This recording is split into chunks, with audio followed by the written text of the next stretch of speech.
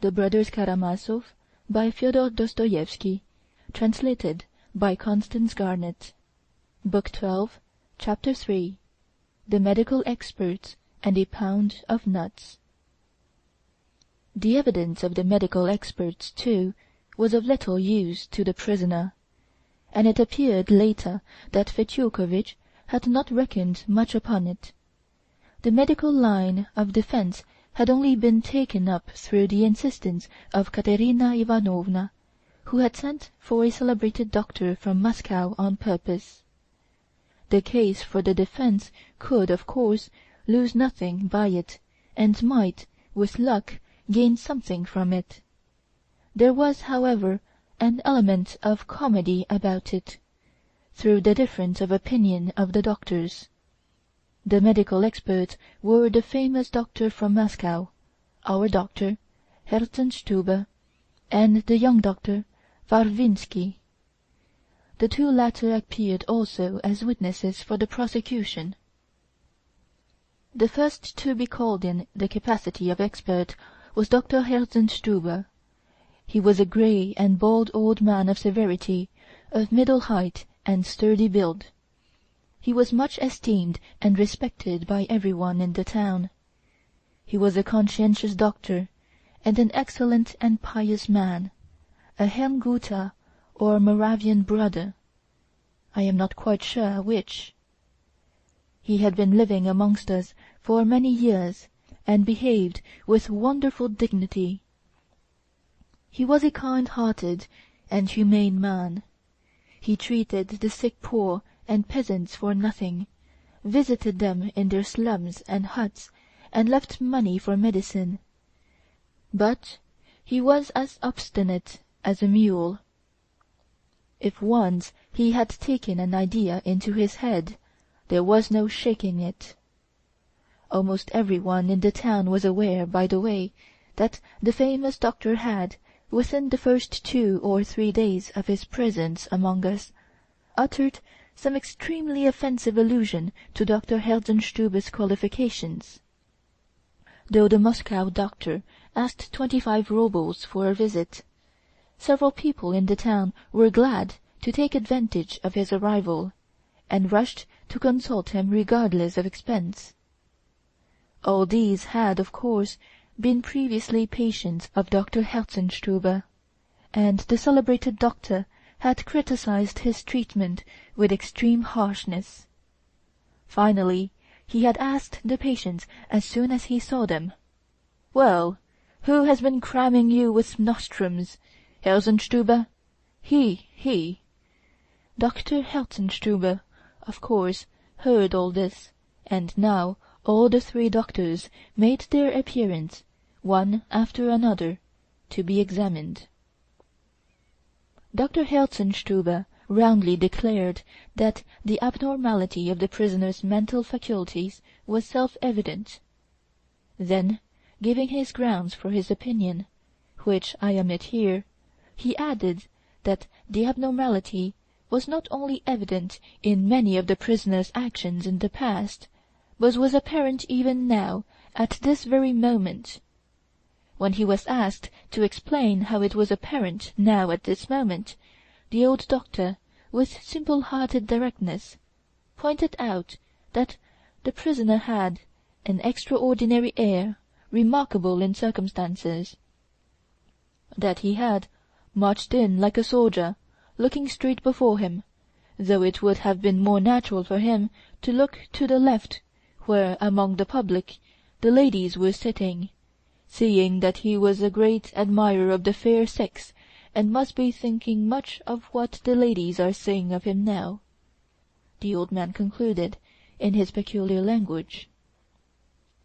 I must add that he spoke Russian readily, but every phrase was formed in German style, which did not, however, trouble him, for it had always been a weakness of his to believe that he spoke Russian perfectly, better indeed than Russians. And he was very fond of using Russian proverbs, always declaring that the Russian proverbs were the best and most expressive sayings in the whole world.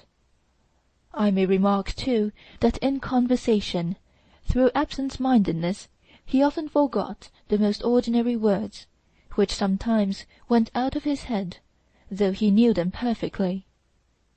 The same thing happened, though, when he spoke German, and at such times he always waved his hand before his face, as though trying to catch the lost word, and no one could induce him to go on speaking till he had found the missing word. His remark that the prisoner ought to have looked at the ladies on entering roused a whisper of amusement in the audience. All our ladies were very fond of our old doctor. They knew him, too, that having been all his life a bachelor and a religious man of exemplary conduct, he looked upon women as lofty creatures. And so his unexpected observation struck every one as very queer. The Moscow doctor, being questioned in his turn, definitely and emphatically repeated that he considered the prisoner's mental condition abnormal in the highest degree. He talked at length and with erudition of aberration and mania, and argued that, from all the facts collected, the prisoner had undoubtedly been in a condition of aberration for several days before his arrest, and, if the crime had been committed by him, it must, even if he were conscious of it, have been almost involuntary, as he had not the power to control the morbid impulse that possessed him. But apart from temporary aberration, the doctor diagnosed mania, which promised, in his words, to lead to complete insanity in the future. It must be noted that I report this in my own words. The doctor made use of very learned and professional language. All his actions are in contravention of common sense and logic, he continued, not to refer to what I have not seen, that is, the crime itself, as the whole catastrophe, the day before yesterday, while he was talking to me, he had an unaccountably fixed look in his eye. He laughed unexpectedly when there was nothing to laugh at. He showed continual and inexplicable irritability, using strange words, Bernard, ethics, and other equally inappropriate. But the doctor detected mania, above all, in the fact that the prisoner could not even speak of the 3,000 roubles, of which he considered himself to have been cheated, without extraordinary irritation, though he could speak comparatively lightly of the other misfortunes and grievances. According to all accounts, he had even in the past, whenever the subject of the 3,000 roubles was touched on, flowed into a perfect frenzy, and yet he was reported to be a disinterested and not grasping man. As to the opinion of my learned colleague, the Moscow doctor added ironically in conclusion, that the prisoner would, entering the court, have naturally looked at the ladies and not straight before him. I will only say that, apart from the playfulness of his theory, it is radically unsound, for though I fully agree that the prisoner, on entering the court where his fate will be decided, would not naturally look straight before him in that fixed way, and that may really be a sign of his abnormal mental condition, at the same time I maintain that he would naturally not look to the left at the ladies, but on the contrary, to the right, to find his legal adviser, on whose help all his hopes rest and on whose defence all his future depends. The doctor expressed his opinion positively and emphatically. But the unexpected pronouncement of Dr. Varvinsky gave the last touch of comedy to the difference of opinion between the experts.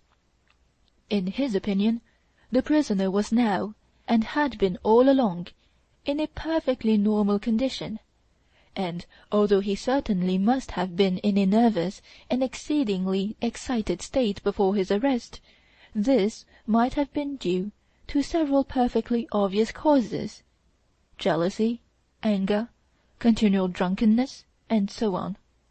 But this nervous condition would not involve the mental aberration of which mention had just been made. As to the question whether the prisoner should have looked to the left or to the right on entering the court, in his modest opinion, the prisoner would naturally look straight before him on entering the court, as he had in fact done, as that was where the judges, on whom his fate depended, were sitting. So that it was just by looking straight before him that he showed his perfectly normal state of mind at the present. The young doctor concluded his modest testimony with some heat. "Bravo, doctor!"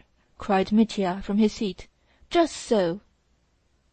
Mitya, of course, was checked, but the young doctor's opinion had a decisive influence on the judges and on the public, and, as appeared afterwards, everyone agreed with him. But Dr. Herzenstube, when called as a witness, was quite unexpectedly of use to Mitya. As an old resident in the town, who had known the Karamazov family for years, he furnished some facts of great value for the prosecution, and suddenly, as though recalling something, he added: "But the poor young man might have had a very different life, for he had a good heart both in childhood and after childhood, that I know. But the Russian proverb says, 'If a man has one head, it's good, but if another clever man comes to visit him, it would be better still, for then there will be two heads, and not only one.'" "One head is good, but two are better," the prosecutor put in impatiently. He knew the old man's habit of talking slowly and deliberately, regardless of the impression he was making and of the delay he was causing, and highly prizing his flat, dull, and always gleeful, complacent German wit. The old man was fond of making jokes. "Oh, yes, that's what I say," he went on stubbornly. "One head is good, but two are much better." But he did not meet another head with wit, and his wits went. Where did they go? I've forgotten the word. He went on, passing his hand before his eyes. "Oh, yes. Spazieren. Translator's note. Promenading. Wandering? Oh, yes, wandering. That's what I say. Well, his wits went wandering, and fell in such a deep hole that he lost himself. And yet he was a grateful and sensitive boy. Oh, I remember him very well, a little chap so high, left neglected by his father in the back-yard, when he ran about without boots on his feet, and his little breeches hanging by one button." A note of feeling and tenderness suddenly came into the honest old man's voice. Fetyukovitch positively started, as though scenting something, and caught at it instantly. "Oh, yes, I was a young man then. I was 45 then, and had only just come here. And I was so sorry for the boy then. I asked myself, why shouldn't I buy him a pound of what? I've forgotten what it's called. A pound of what children are very fond of. What is it? What is it?" The doctor began waving his hands again. "It grows on a tree, and is gathered and given to everyone." "Apples?" "Oh, no, no. You have a dozen of apples, not a pound. No, there are a lot of them. And call little. You put them in the mouth and crack." "Quite so. Nuts. I say so," the doctor repeated in the calmest way, as though he had been at no loss for a word.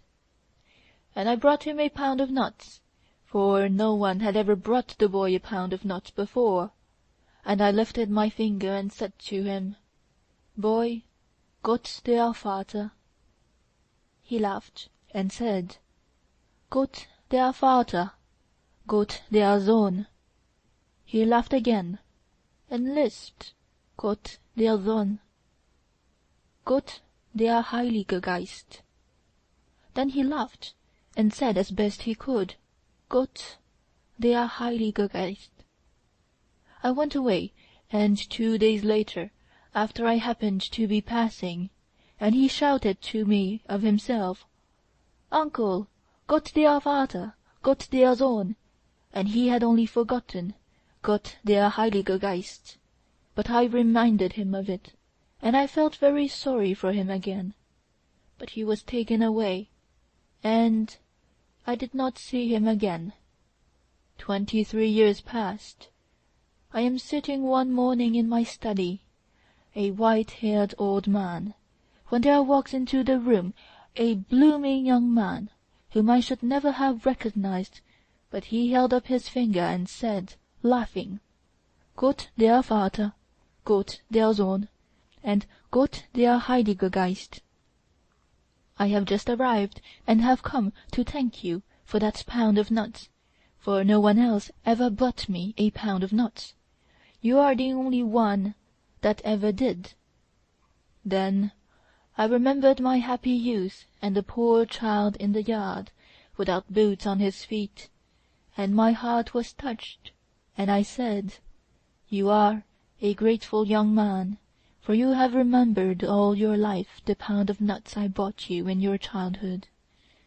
And I embraced and blessed him, and I shed tears. He laughed, but he shed tears too, for the Russian often laughs when he ought to be weeping.